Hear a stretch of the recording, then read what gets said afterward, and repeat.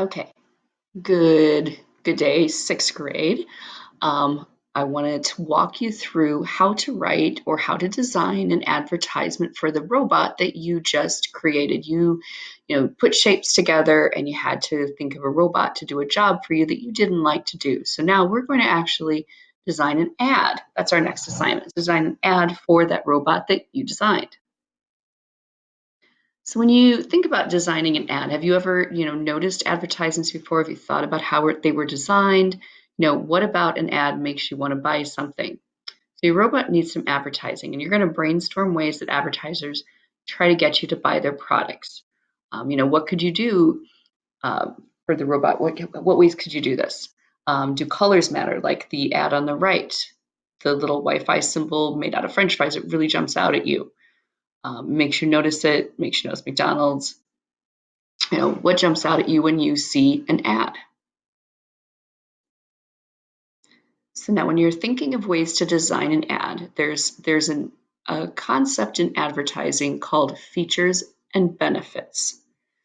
Okay, so features of the product are like what kind of stuff it has. Over here on the right, the features of this credit card are it offers unlimited double miles. And the benefit of having that would be said so you can travel more. And it shows a picture of a destination you might want to go to, yet you see the credit card, it's all in one ad. So that's features and benefits. So when you're thinking about the features or benefits of a robot you designed, its features might be, something like, have some kind of technology, hyper fast, whatever it might be. But the benefits of it would be, like say, was it doing your dishes? Was it, doing your homework for you? Was it walking your dog? What were the benefits of owning this robot? So the features that it has, does it have like a Wi-Fi capability, Bluetooth technology, and then what would be the benefits of this robot of owning it? Okay. So other things to think about. And what kind of image will you include? Because it's art class, you need to include some kind of image in it. It could be a picture of the robot. It could be, a photograph of your project that you put in a, Google document and just type the rest up, design it that way. It could be something you hand draw. Maybe if you don't want to draw your robot again, what about what it's doing? Like, maybe just do a pile of dirty dishes. Your ad should contain, at least one picture. Then, when you're doing that picture, what kind of colors will you choose? Maybe the text, what color text might you choose? What might jump out at a viewer? And then will you include the price? There might be some reasons why you would include the price or some reasons why you wouldn't. Now, if you did include the price, if it was a really high price, would people want to buy your robot? Um, so maybe if it's a really, an inexpensive robot for the price, maybe it would be a good thing to list your price. If it's a really high price, maybe you shouldn't list it because then people may not want to buy it. They might, or you could say like, call, set up, whatever, or visit this website to find out more information or to find pricing. So you don't have to put the price in, but you could. And then think, how much writing should you include? If you want to include enough that the person looking at the ad would get an idea of the features and benefits of the robot, why you would want to own one. But if you put too much, it could just be really crowded and maybe people wouldn't pay attention to anything then. And, should all the words be the same size? Think about what might be a good, reason to have them all the same size, or maybe, is there something you want to have pop out more than other parts?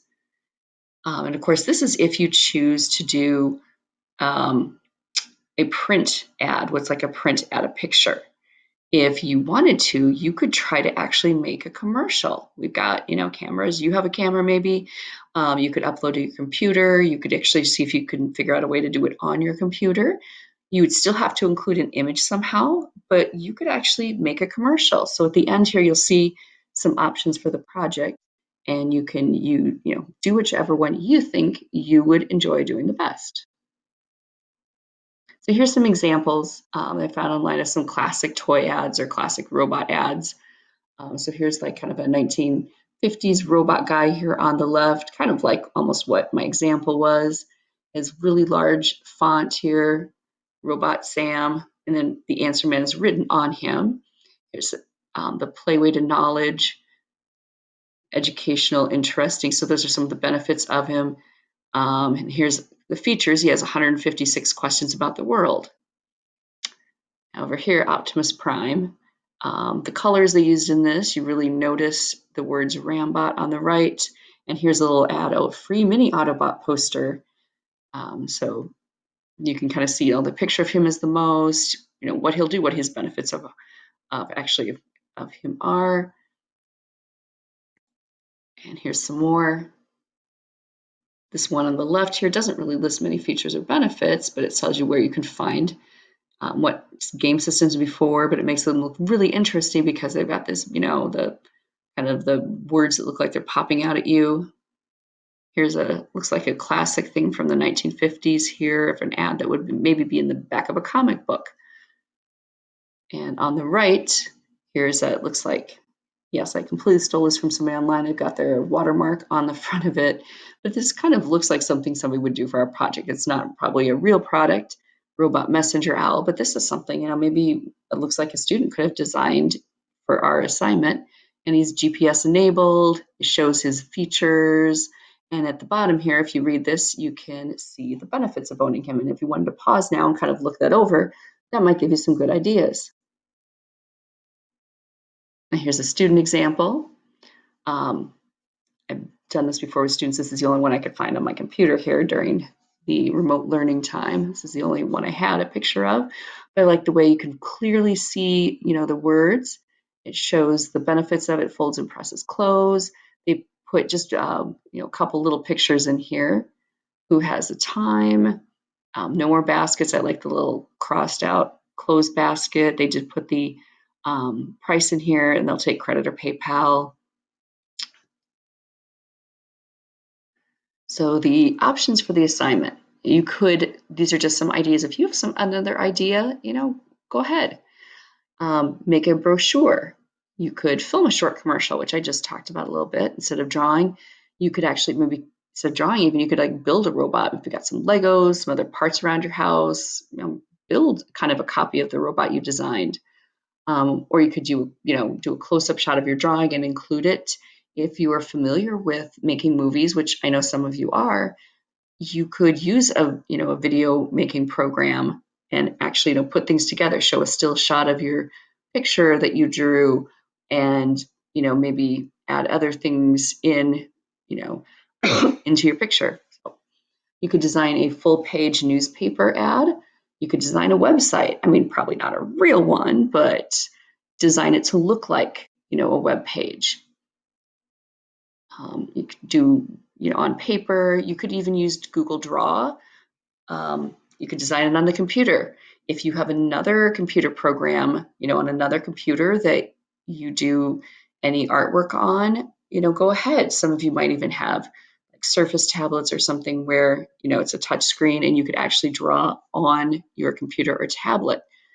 Any of those are fine. So if you're going to say do that, save that onto your drive, and then when you turn in the assignment on Google Classroom, just attach that file on there too. Or, if you're having trouble getting it to me, you can always email me at mstoll@min201.org.